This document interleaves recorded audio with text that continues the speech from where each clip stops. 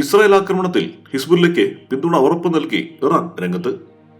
ഇസ്രായേലിനെതിരായ പോരാട്ടത്തിൽ Hezbollah ഒറ്റയ്ക്കാകില്ലെന്ന് Iran president Masoud Pezeshkian പ്രഖ്യാപിച്ചു.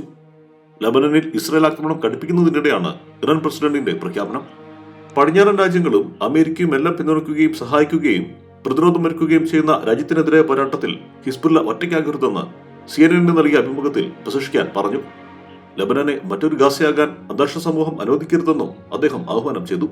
കൂടുതൽ ആക്രമണങ്ങളിൽ നിന്ന് ഹിസ്ബുല്ലയെ പിന്തിരിപ്പിക്കാൻ ഇറാൻ ഇടപെടുമെന്ന ചോദ്യത്തോട് പ്രതികരിക്കുകയായിരുന്നു മസൂദ് പെഷസ്ക്യാൻ. ഇസ്രായേൽ യുദ്ധക്കൊതിയുമായി നടക്കുകയാണെന്ന് ഇറാൻ പ്രസിഡന്റ് ന്യൂയോർക്കിൽ മാധ്യമപ്രവർത്തകരോട് പറഞ്ഞു. UN വാർഷിക പൊതുസഭയിൽ പങ്കെടുക്കാനെത്തിയതായിരുന്നു അദ്ദേഹം. പശ്ചിമേഷ്യയിൽ യുദ്ധം പൊട്ടിപ്പുറപ്പെട്ടാൽ ആഗോളതലത്തിൽ ഒരാൾക്കും അത് ഗുണമാകില്ലെന്ന് മറ്റാരേക്കാളും തങ്ങൾക്ക് അറിയാം.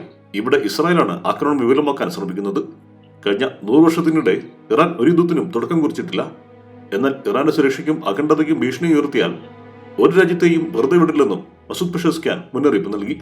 ഇസ്രായേൽ ആക്രമണത്തിന് മുന്നിൽ നിസ്സംഗമായി നിൽക്കില്ലെന്ന് ഇറാൻ വിദേശകാര്യമന്ത്രി അബ്ബാസ് അരാക്ചി നേരത്തെ മുന്നറിയിപ്പ് നൽകിയിരുന്നു. ഇറാൻ ലബനൻ ഫലസ്തീൻ ജനതയ്ക്കൊപ്പമുണ്ടാകുമെന്ന് അദ്ദേഹം അറിയിച്ചു. ഇസ്രായേലിന്റെ ആക്രമണത്തിനെതിരെ അടിയന്തര നടപടി സ്വീകരിക്കണമെന്ന് UN രക്ഷാസമിതിയിലും ആവശ്യമുയർത്തിയിട്ടുണ്ട് ഇറാൻ. തമ്മിൽ അതിർത്തികളില്ലെങ്കിലും ഇന്നത്തെ ലോകത്തെ ഏറ്റവും ശക്തമായ ശീതസമരങ്ങളിലൊന്ന് ഇറാനും ഇസ്രായേലും തമ്മിലാണ്. ഇറാൻ ഇസ്രായേൽ പ്രോക്സി കോൺഫ്ലിക്റ്റ് എന്നറിയപ്പെട്ടിരുന്ന ഈ ശീതസമരം ഒരു നേരിട്ടുള്ള യുദ്ധമായി പരിണമിക്കുമോ എന്ന ആശങ്കയിലാണ് ലോകം.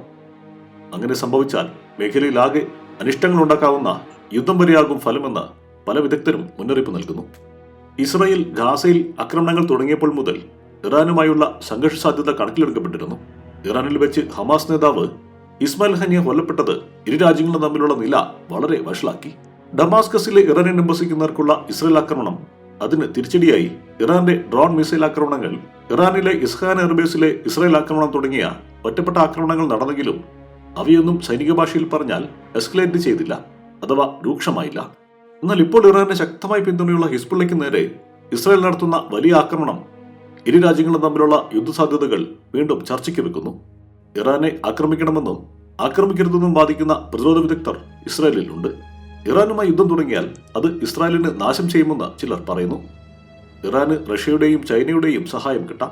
US ഇസ്രായേൽ പക്ഷത്ത് സ്ഥിതി ചെയ്താൽ ഒരു ലോക യുദ്ധത്തിലേക്ക് പോലും സംഭവങ്ങൾ നയിക്കാം. ഒരു പൂർണ്ണ യുദ്ധത്തിന് ഇസ്രായേൽ ഇപ്പോൾ തയ്യാറല്ലെന്നാണ് യുദ്ധത്തെ എതിർക്കുന്ന ഇസ്രായേലി വിദഗ്ധർ തന്നെ പറയുന്നത്. യുദ്ധം മേഖലയിലാകെ നാശമുണ്ടാക്കുമെന്നും തങ്ങൾ അതിനായി ആഗ്രഹിക്കുന്നില്ലെന്നും ഇസ്രായേലാണ് പ്രകോപനമുണ്ടാക്കുന്നതെന്നും ഇറാന്റെ പ്രസിഡന്റ് ഇന്നലെ UN പറഞ്ഞിരുന്നു.